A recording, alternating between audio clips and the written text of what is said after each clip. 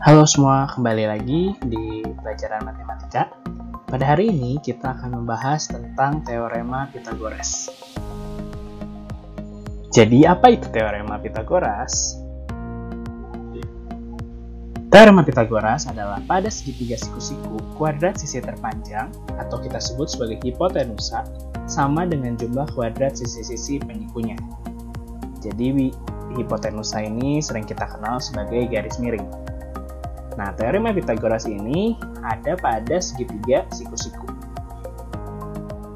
Kita dapat menuliskan teorema Pythagoras ini dalam sebuah rumus, yaitu A kuadrat ditambah B kuadrat sama dengan C kuadrat, di mana A dan B adalah sisi-sisinya, sedangkan C adalah hipotenusanya atau sisi miringnya.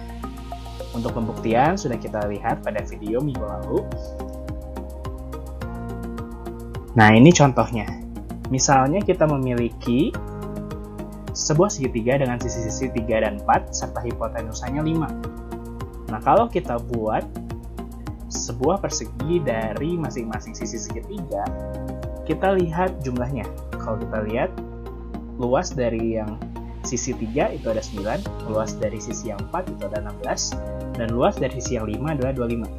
Nah, kalau kita tambahkan kuadrat dari kedua sisinya, yaitu luas persegi tersebut, itu akan sama dengan luas persegi dari sisi yang paling panjang.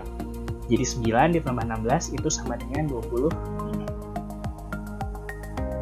Nah, kita akan masuk ke poin berikutnya, tentang penggunaan teorema Pythagoras. Nah, yang pertama, teorema Pythagoras dicari untuk mencari panjang sisi ketiga pada sebuah segitiga.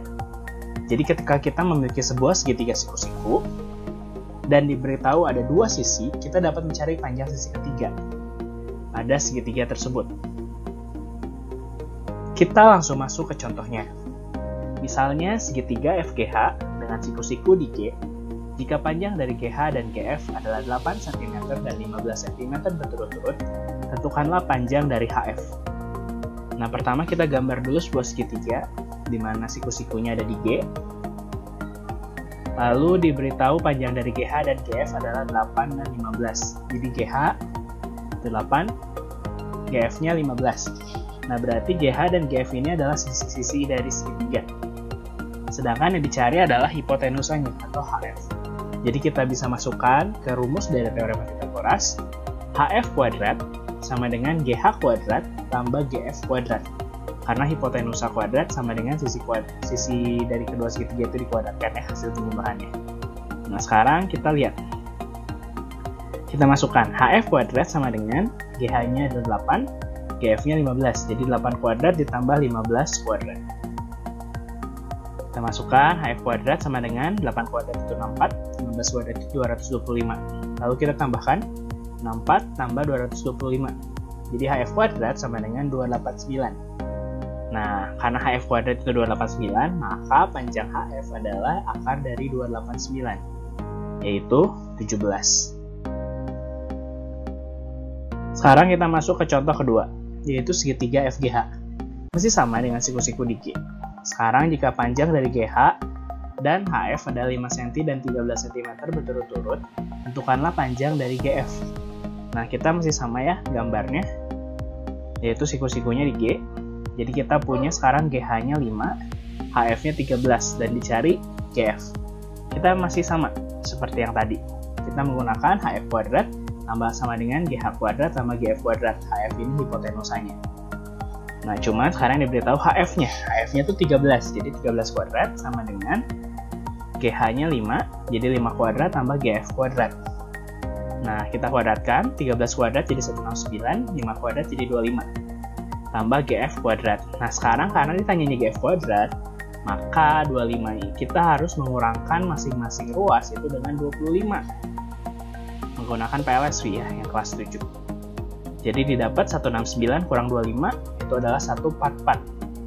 Jadi kita punya 144 sama dengan GF kuadrat. Nah, berarti GF-nya adalah akar dari 144. Atau hasilnya adalah 12. Untuk penggunaan kedua, teorema Pythagoras ini adalah kita dapat menentukan jenis segitiga berdasarkan sudutnya.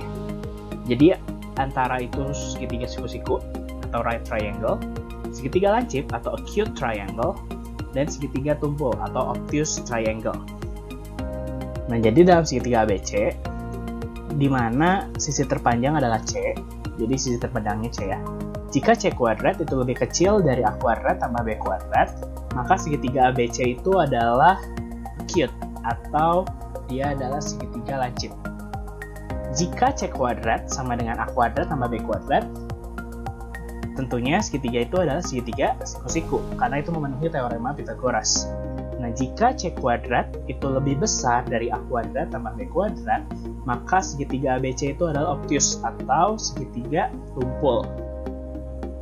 Jadi ingat, C ini adalah sisi terpanjangnya. Oke. Sekarang kita masuk ke yang berikutnya, contohnya. MNP adalah sebuah segitiga. Panjang dari MN, NP, dan MP adalah 9, 15, dan 12. Buktikan segitiga MNP adalah segitiga siku-siku. Nah, segitiga siku-siku dia harus memenuhi persamaan C kuadrat harus sama dengan A kuadrat tambah B kuadrat. Nah, C ini adalah selalu yang terpanjang. Jadi 15 kuadrat sama dengan 9 kuadrat tambah 12 kuadrat. Kita cek. 15 kuadrat itu 225, 9 kuadrat 81, dan 12 kuadrat 144. Nah, 225 harus sama dengan 81 tambah 144. Nah, 81 tambah 144 itu hasilnya ada 225. Nah, berarti cocok kan?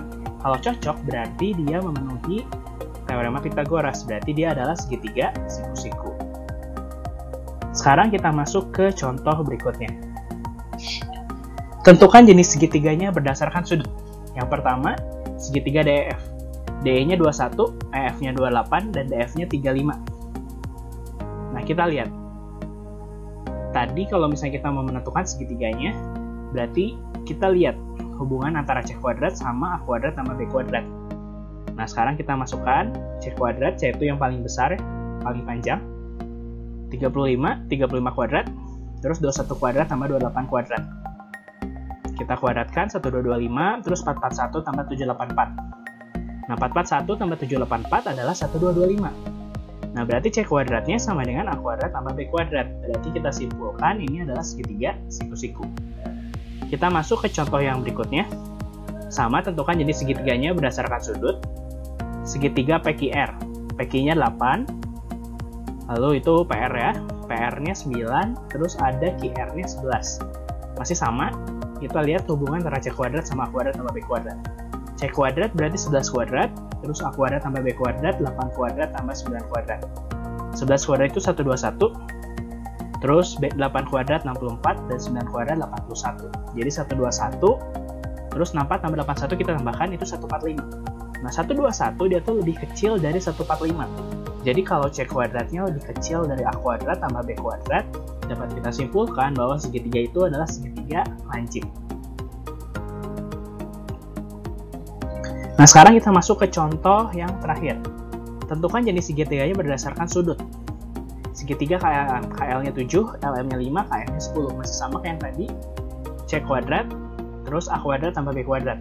C-nya yang paling panjang, jadi 10. 10 kuadrat, terus kita lihat relasinya dengan 5 kuadrat tambah 7 kuadrat. 10 kuadrat itu 100. 5 kuadrat tambah 7 kuadrat itu 25 sama 49.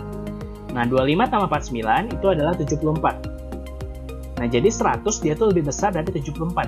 Nah, jadi kalau C kuadratnya lebih besar dari A kuadrat tambah B kuadrat, berarti itu adalah segitiga tumpul. Oke, sekian saja untuk hari ini. Kita akan lanjutkan pada materi selanjutnya.